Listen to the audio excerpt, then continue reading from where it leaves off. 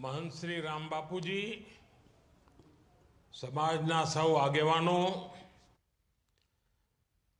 लाखों संख्या में आवेला सौ श्रद्धालु भाईओ ने बहनों, नमस्कार। जय ठाकर। सौथी पहला तो हूँ भरवाड़ समाजनी परंपरा अने सौ पूज्य संतों ने, महंतों ने आ समग्र परंपरा माटे जीवन खपावी देनार सौने श्रद्धापूर्वक प्रणाम करूं छूं। अने आजे तो खुशी अनेक गणी वधी गई है। आ वखते जे महाकुंभ थयो, आ ऐतिहासिक महाकुंभ हतो, पण आपणा माटे गौरवनी वात ए के महाकुंभना आवा पुण्य अवसरे महंत श्री राम बापूजी ने मां मंडलेश्वर एनी पदवी प्राप्त थई। आ बहु मोटी घटना छे अने आपणा बधा माटे अनेक गणी खुशीनो अवसर छे। राम बापूजी अने समाजना सौ परिवारजनों ने मारा तरफथी खूब खूब शुभकामनाओं। गया एक अठवाडिया में भावनगरनी आ धरती जाने एम लागे कि भगवान श्री कृष्णनु वृंदावन बनी गई है। अने एमा पाછી सोनामां सुगंध भળી अमारा भाईजीनी भागवत कथा होय त्यारे श्रद्धा भाव जे रीते वहेतो होय एटले बधा एकदम कृष्णमां रस तरबोळ थई गया होय एवुं आ वातावरण। अने वाला स्वजनों, बावळियाळी धाम एक केवल एक धार्मिक स्थान नहीं। आ भरवाड़ समाज सहित अनेकों माटे आस्था, संस्कृति अने एकतानी प्रतीक भूमि पण छे। नगा लाखा ठाकर एमनी कृपा थी आ पवित्र स्थान ने अहींथी भरवाड़ समुदाय ने हमेशा साची दिशा, उत्तम प्रेरणा आनो अखूट वारसो मळ्यो छे। आजे आ धाममां श्री नगा लखाना ठाकर मंदिरनी पुनः प्राण प्रतिष्ठा आ पण एक रूड़ो अवसर छे आपणे त्यां। अने गया एक अठवाडियाथी जाणे रमझट मंडी छे अने समाजनो जे उत्साह, उमंग चारे तरफ वाहवाही सांभळुं छुं तो मनमा एम थाय के मारा जेवा व्यक्ति तो तमारी वच्चे अत्यारे पहोंची जवुं पड़े, पण पार्लामेंट चाले छे ने कामो एटला बधा होय एटले हवे નીકળી શકાતું ના હોય। અને જ્યારે એમ સાંભળ્યું કે અમારા હજારો બહેનોનો હુડો રાસ, પછી તો એમ થાય કે વાહ, જાણે વૃંદાવનને જીવંત કરી દીધું। આસ્થા, સંસ્કૃતિ અને પરંપરા આનો આ મેળ, એનો આ મેળાવો मन ने चित्त ने आम प्रसन्न करी दे। आ बधा कार्यक्रमों वच्चे जे कलाकार भाईओ बहनों भाग लीधो अने आखाए प्रसंग ने जीवंत बनाव्यो अने समयानुकूल समाज ने संदेश आपवानो ए पण एमणे कथा द्वारा आप्यो। अने मने खातरी छे भाईजी पण દર મિનિટે કંઈ ને કંઈ તો આપણને સંદેશો આપવાના જ છે. આના માટે પણ જેટલા અભિનંદન આપું એટલા ઓછા છે. હું મહંત શ્રી રામ બાપુજી અને બાવળિયા ધામ આના આ પાવન અવસરે મને સહભાગી બનાવવાનો જે અવસર મોકો મળ્યો, મારે માટે ખુશીનો પાર નથી. મારા માટે આભારના શબ્દો ઓછા પડે. ઉપરથી મારે તો ક્ષમા માગવી પડે કે આવા પવિત્ર અવસરે હું આવી નથી શક્યો, કારણ તમારા બધાનો મારા પર પૂરેપૂરો હક છે. પરંતુ જરૂર એ બાજુ આવવાનું થશે કોઈ વાર, ત્યારે હું જરૂર માથું નમાવા આવવાનો જ છું. વાલા મારા પરિવારજનો, ભરવાડ સમાજ સાથે, બાવળિયાળી ધામ સાથે મારો કઈ નાતો આજનો નથી, લાંબા સમયથી જોડાયેલો છું. અને ભરવાડ સમાજની સેવા અને ભરવાડ સમાજની પ્રકૃતિ પ્રેમ, ગૌ સેવા, આ બધી બાબતો તો એવી છે કે એને શબ્દોમાં ન વર્ણવી શકાય.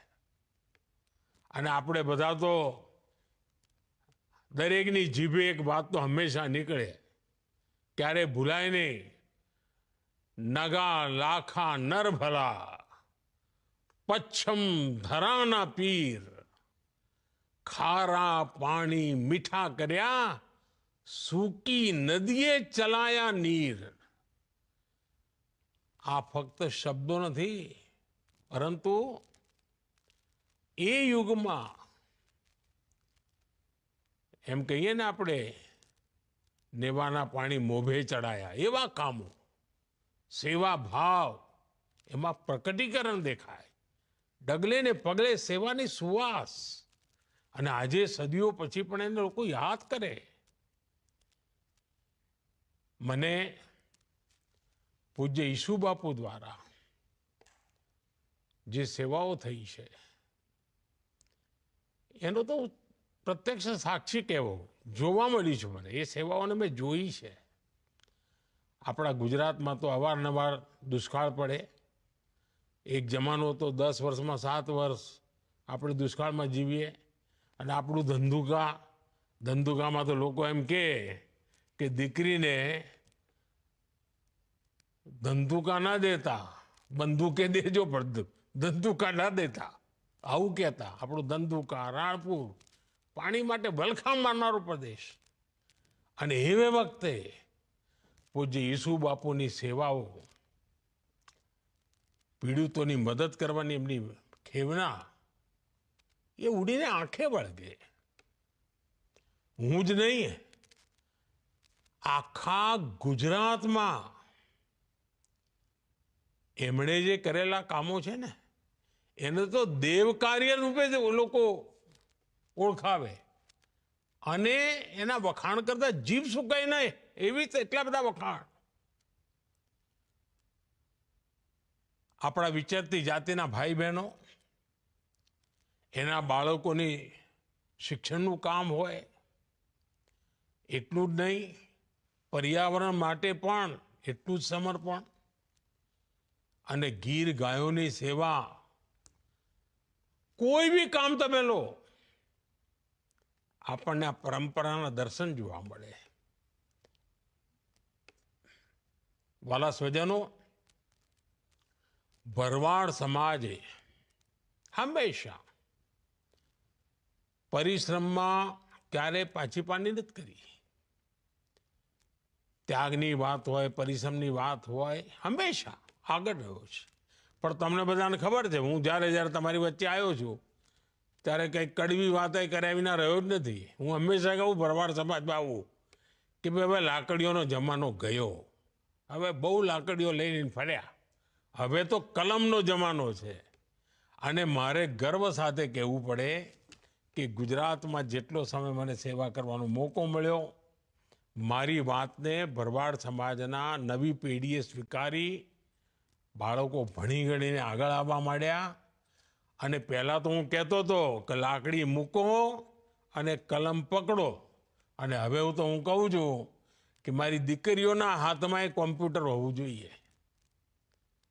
બદલાયેલા જમાનામાં આપણે ઘણું બધું કરી શકીએ અને આજ આપણી પ્રેરણા હોય. અને આપણો સમાજ તો પ્રકૃતિ સંસ્કૃતિ બંનેનો સંરક્ષક છે. અને આપે તો સાચ અર્થમાં અતિથિ દેવો ભવ એને એમ જીવંત કરી બતાવ્યું છે. આપણે ત્યાં જેને કહીએ ચરવાહ સમાજ, બલુઆ, એ કેવી પરંપરા, આના વિશે તો બહુ ઓછા લોકોને ખબર છે. આપણો એવો સમાજ છે, તમને ક્યારેય ભરવાડ સમાજનો કોઈ માણસ તમને વૃદ્ધાશ્રમમાં જોવા ના મળે. સંયુક્ત પરિવાર, બુજુર્ગોની સેવા કરવી, એ તો આમ જાણે પરમાત્માની સેવા કરતા એવો ભાવ. વૃદ્ધાશ્રમમાં ના મોકલે વડીલોને, સાહેબ સેવા કરે. આ નવી પેઢીને આપેલા સંસ્કાર બહુ મોટી બાબત છે. ભરવાડ સમાજના સામાજિક જીવનના જે નૈતિક મૂલ્યો છે, એના જે પારિવારિક મૂલ્યો છે, એ હંમેશા મજબૂત કરવાનો પેઢી દર પેઢી પ્રયાસ થયો છે. વાલા સ્વજનો, મને એ વાતનો સંતોષ છે કે આપણો સમાજ આપણી પરંપરાઓને સાચવી પણ રાખે છે અને આધુનિકતા તરફ પણ હવે તેજ ગતિથી આગળ વધી રહ્યો છે. વિચરતી જાતિના પરિવારોના બાળકો ભણે, છાત્રાવાસની સુવિધાઓ બને, આપણે એક મોટી સેવા છે. આ સમાજને આધુનિકતા સાથે જોડનારું કામ અને દેશ અને દુનિયામાં નવા અવસરોમાં જોડાય. અને હવે તો મારા તો ઈચ્છા છે, આપણી દીકરીઓ રમતગમતમાં ખૂબ આગળ આવે એવી તાકાત પડી છે. આપણે જરા એના માટે મહેનત કરવી જોઈએ. હું તો જ્યારે ગુજરાતમાં હતો, હું જોતો ખેલ મહાકુંભમાં નાની નાની આપણી દીકરીઓ બધી નિશાળે જાય પણ રમતગમતમાં નંબર નહીં આવે. હવે એમનામાં શક્તિ પડી છે અને પરમાત્માએ એમને કાઠું પણ આપ્યું છે. તો જરા આપણે ચિંતા કરીએ એમ. અને જો પશુપાલનમાં કેટલી ચિંતા કરીએ છીએ. સહેજ આપણા ઢોરને કાંઈ થયું હોય તો આપણે ઊંચા નીચા થઈ જઈએ. આપણા બાળકો માટે પણ એટલો જ ભાવ અને લાગણી આપણે કરવાનું છે. અને બાવળિયાળી ધામ તો ચાહે પશુપાલન તો બરાબર છે, પણ ગીર ગાયોની નસ્લ એના માટે જે એમણે ચિંતા કરી છે, એના કારણે આજે આખો દેશ ગર્વ લે છે. આજે દુનિયામાં ગીર ગાયની વાહવાહી થાય છે. મારા સ્વજન ભાઈ પરિવારજનો, હું અને તમે જુદા નથી, આપણે બધા સાથી છીએ. મને તો હંમેશા લાગ્યું છે કે હું તો તમારા માટે એક પરિવારના સદસ્ય તરીકે તમારી વચ્ચે રહ્યો છું હંમેશા. અને આજે બાવળિયાળી ધામ જે પરિવારજનો બધા આવ્યા છે, લાખો લોકો જ્યારે અહીં બેઠા છે, તો મને પણ થોડો તો હક તો ખરો ને. તો હું પણ આજે તમારી પાસે કંઈ માગવું છે અને આગ્રહ કરવાનો છું. અને મને ખાતરી છે તમે મને ક્યારેય નિરાશ નહીં કરો. જો આપણો દેશ હવે આમ આવી રીતે આપણે નથી રહેવું, આપણે એકદમ કૂદકો મારવાનો છે અને 25 વર્ષમાં વિકસિત ભારત બનાવીને જ રહેવું છે. હવે જો તમારી મદદ ના મળે તો મારું આ કામ અધૂરું રહી જાય. તો આખા સમાજે આ કામમાં જોડાવાનું છે. અને આપને યાદ હશે, મેં તો લાલ કિલ્લાથી કહ્યું હતું કે સૌનો પ્રયાસ, આ સૌનો પ્રયાસ એ જ આપણી સૌથી મોટી મૂડી છે. ભારતને વિકસિત ભારત બનાવવાનું એનો પ્રથમ પડાવ મારી દ્રષ્ટિએ આપણા ગામડાઓને વિકસિત કરવા જોઈએ. આજે પ્રકૃતિ અને પશુધનની સેવા એ તો આપણો સહજ ધર્મ છે. અને ત્યારે એક કામ આપણે ના કરી શકીએ. ભારત સરકારની એક યોજના ચાલે છે અને સંપૂર્ણપણે મફતમાં છે. ફૂટ એન્ડ માઉથ ડિસીઝ, આપણે ત્યાં એને ખુરપકા અને મુંહપકા એવી બીમારી તરીકે ઓળખતા હોઈએ છીએ. હવે એમાં લગાતાર વેક્સિન લેવી પડતી હોય છે, તો આપણા પશુઓ આ બીમારીમાંથી બહાર આવી જાય. આ પણ કરુણાનું કામ છે. હવે સરકાર મફત વેક્સિન આપે છે. આપણે નક્કી કરીએ કે આપણા સમાજ પાસે જેટલું પણ પશુધન છે એને આ વેક્સિનેશન અવશ્ય કરાવીએ, નિયમિત કરાવીએ, તો આપણને ભગવાન શ્રી કૃષ્ણના નિરંતર આશીર્વાદ મળશે. આપણો ઠાકરિયો આપણી મદદમાં આવશે. અને અમારી સરકારે એક બીજું મહત્વનું કામ કર્યું છે. પહેલાં ખેડૂતો પાસે કિસાન ક્રેડિટ કાર્ડ હતું. હવે આપણે એ કિસાન ક્રેડિટ કાર્ડ પશુપાલકો માટે પણ એનો આપવાનું નક્કી કર્યું છે. આ કિસાન ક્રેડિટ કાર્ડના કારણે પશુપાલકો બેંકમાંથી ખૂબ ઓછા પૈસે, ઓછા વ્યાજે એમને પૈસા મળી શકે પોતાના કારોબારનો વિસ્તાર કરવા માટે. ગાયોની દેશી નસલો એને વધારવા માટે થઈને, એના વિસ્તાર માટે, એના સંરક્ષણ માટે રાષ્ટ્રીય ગોકુળ મિશન પણ ચાલી રહ્યું છે. અને મારી તમને વિનંતી છે કે ભલે હું અહીંયા દિલ્હીમાં બેઠા બધું કર્યા કરું, પણ તમે જો ફાયદો ના લો તો એવું કોઈ ચાલે? તમારે એનો ફાયદો લેવો પડે. અને તમે મને આશીર્વાદ આપશો એ તો કોઈ, મને તો બધા હાલ લાખો પશુઓના આશીર્વાદ મળશે, જીવ માત્રના આશીર્વાદ મળશે. અને એટલે મારી વિનંતી છે કે આ કામને તમે માથે ઉપાડો.